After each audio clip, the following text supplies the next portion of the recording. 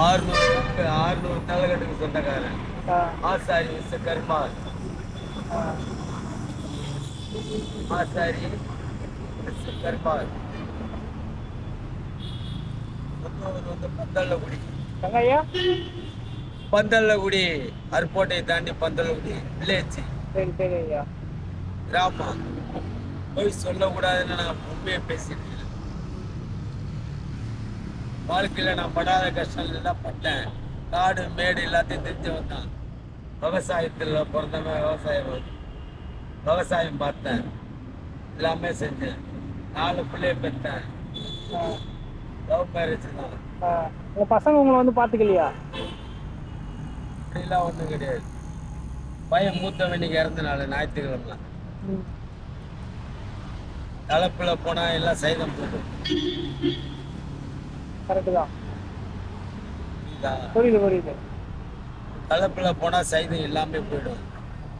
நீ என் மூளையை செக் பண்றியோ எதை செக் பண்றது தெரியாது. சாப்பிட்றதுக்காக கிடையாது. நீ என் பையன் மாதிரி நினைச்சுதான் நான் உட்கார சொன்னேன். ரொம்ப நன்றி ஐயா. வாழ்க்கையில எல்லாமே பார்த்தாச்சு. நல்லது கெட்டது நோய் எல்லாம் பார்த்தாச்சு.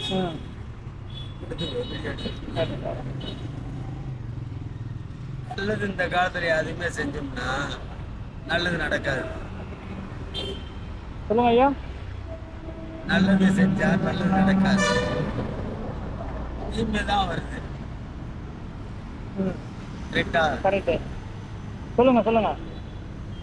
அதாவது ஒருத்தர் உதவ போனா அவனே நம்ம அடிக்கிறாரு. அப்படியா? எதனால உங்களுக்கு ஆச்சு ஐயா? எதனால இங்க வந்து உட்காந்துட்டு இருக்கீங்க? என்ன பிரச்சனை? உங்களுக்கு வீட்டுல சொந்த உறவு யாரும் இல்லையா? எல்லாம் இருக்கிறாங்க.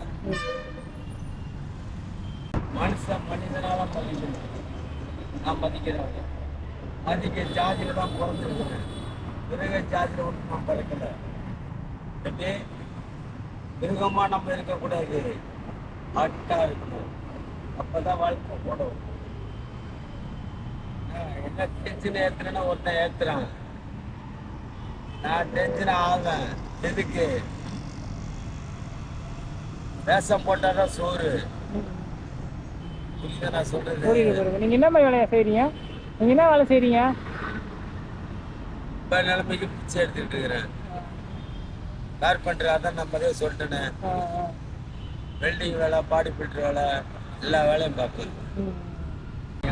சொந்த காசுல போட்டு என் வாய்ப்பு வந்து